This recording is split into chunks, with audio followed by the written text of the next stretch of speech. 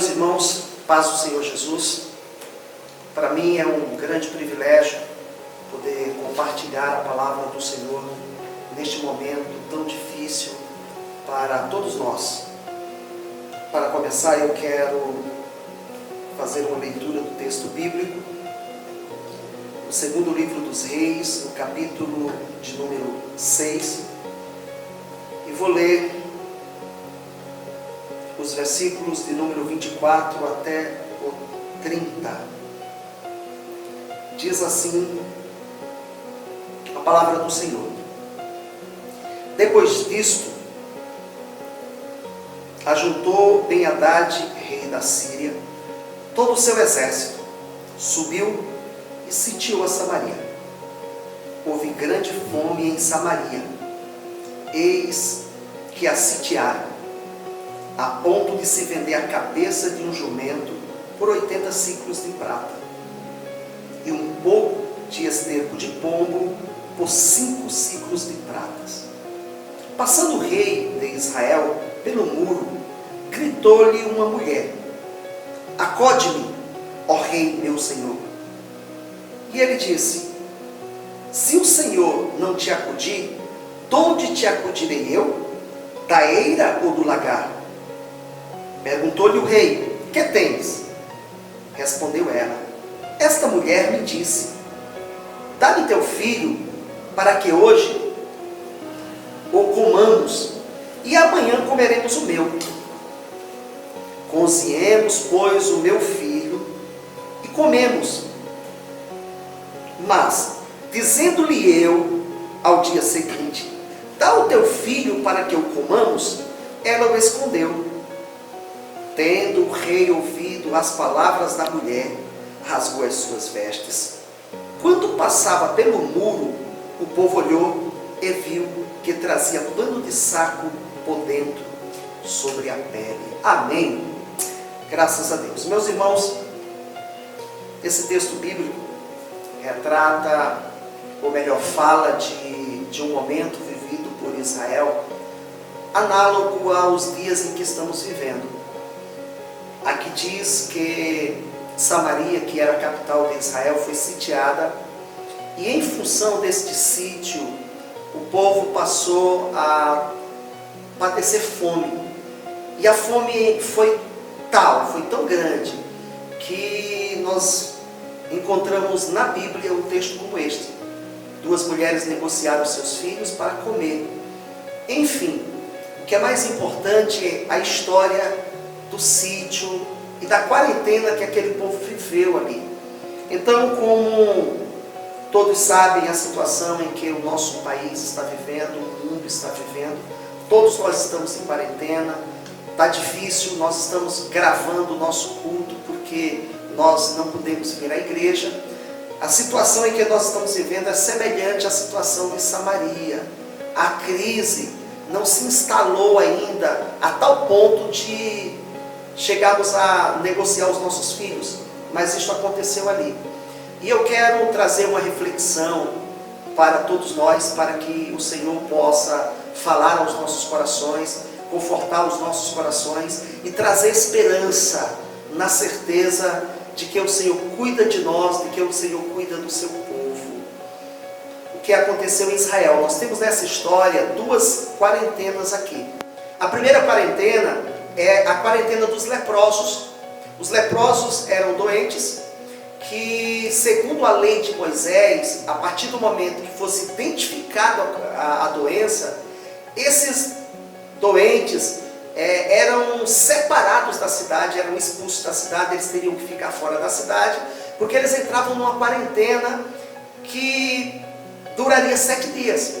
Depois de 7 dias, eles voltavam ao sacerdote, que analisavam depois a situação, e se a doença persistisse, o sacerdote colocava aqueles indivíduos em quarentena outra vez, e se fosse confirmado a doença, então os leprosos eram expulsos da cidade e viveriam o resto de sua vida fora da cidade.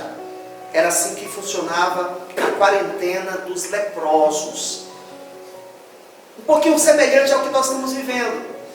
A segunda quarentena que nós temos aqui é a quarentena do sítio de Israel. A cidade foi sitiada e o povo ficou em casa, o povo não pôde sair.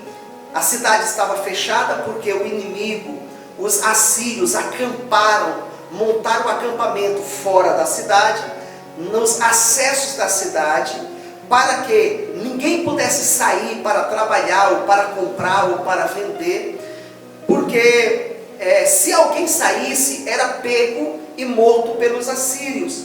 Eles queriam enfraquecer a cidade, enfraquecer o povo, para que depois entrassem na cidade e sitiassem a cidade. Então o povo não podia sair para trabalhar, o povo não podia sair para negociar, para comprar ou para vender. Os estoques internos da cidade se esgotaram e a fome começou a assolar, ao ponto de não ter nada para comprar e nada para comer. E aí nós encontramos duas mulheres negociando seus filhos para não morrerem de fome. E o que eu quero trazer nessa reflexão? É que nós estamos numa situação mais ou menos assim. Nós estamos em quarentena, fechados em casa, por causa de um mal, para salvar a nossa própria vida. Mas o que Deus nos traz de lição é a seguinte: quando Israel estava no ápice de sua dor, no ápice de sua fome, quando o povo não suportava mais aquela crise, o povo começou a clamar, começou a reclamar, o rei não tinha o que fazer, então o rei pensou consigo e disse: a culpa de tudo isso é de Eliseu.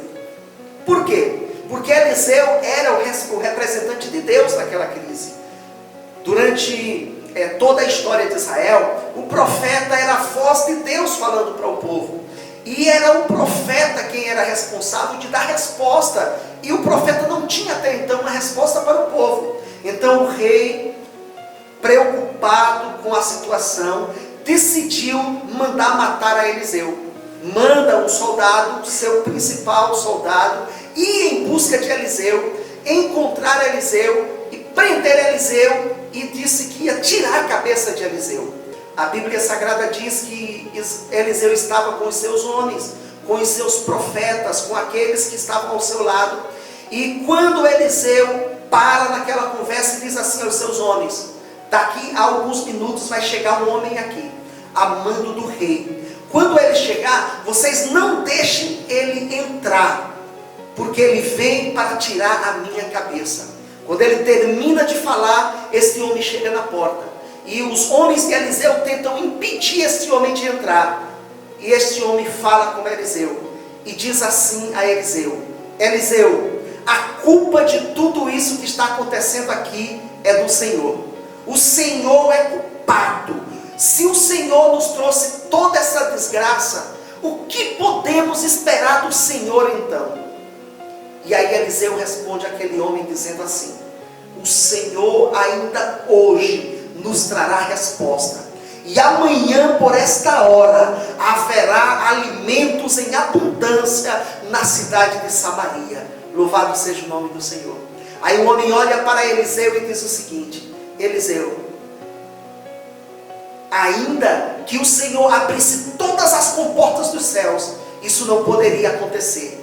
Eliseu olha para ele e diz assim, olhando nos olhos dele e apontando o dedo no rosto dele, diz: amanhã você verá isto que eu estou dizendo, porém você não vai provar.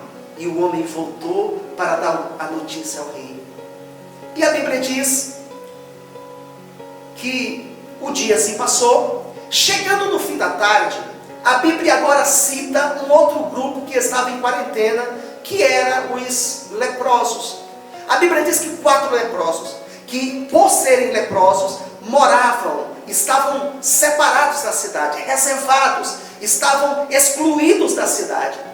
Pela lei, eles não podiam entrar na cidade por ser uma doença contagiosa, então eles tinham que morar lá. Como o abastecimento da cidade, como os recursos da cidade se esgotaram, eles agora também estavam padecendo fome. E eles não tinham o que fazer. E conversando entre si, eles disseram o seguinte: se nós ficarmos aqui, nós vamos morrer de fome. Se nós entrarmos na cidade, nós vamos morrer porque lá não tem alimento também. Vamos ao arraial dos sírios. Se eles nos matar, morreremos. Mas se ele não nos matar, nós poderemos ter vitória. Se nós ficarmos aqui, nós vamos morrer. Se entrarmos na cidade, nós vamos morrer. Então vamos até o nosso inimigo. Os assírios estavam acampados na entrada da cidade. Por isso que ninguém saía e nem entrava. O exército da Síria estava lá. O que é muito curioso é que o exército da Síria já havia saqueado todas as cidades em volta de Samaria. As pequenas aldeias, as pequenas cidades já haviam sido saqueadas pelos assírios. Eles haviam tirado todo o estoque, todo o abastecimento de alimento, roupas, calçados, ouro, prata, todos os recursos que as cidades, as pequenas aldeias em volta de Samaria, todos os recursos que eles tinham, os assírios já haviam invadido e tirado. Estavam esperando Samaria por ser uma cidade fortificada, pois era a capital de Israel. Samaria por ter um povo e um exército maior, eles acharam que para entrar na cidade eles iam ter problema. Então eles esperaram Samaria enfraquecer para poder invadir Samaria. Estavam acampados ali. E no acampamento deles havia todos os bens que eles haviam saqueado dos demais povos circunvizinhos de Samaria. E acontece que os leprosos vão agora, no comecinho da noite,